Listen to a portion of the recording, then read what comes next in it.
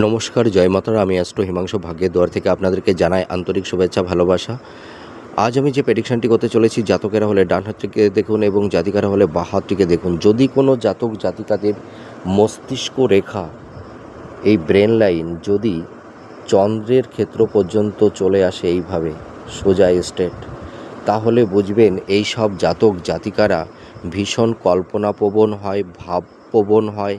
এদের মধ্যে ইনটিউশন ক্ষমতা খুব বেশি থাকে এবং এরা সামনে কি হতে পারে, আগামীতে কি হতে পারে, এরা অনেক সময় আগাম বুঝে যেতে পারে।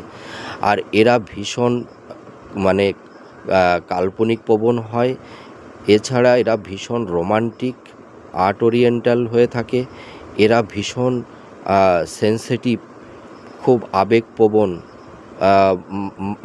মানুষেরা হয়ে থাকে। এবং এদের মধ্যে একটা জিনিস লক্ষ্য করা যায় যে এদের মধ্যে একটা আর্টিস্টিক মেন্টালিটি দেখতে পাওয়া যায়।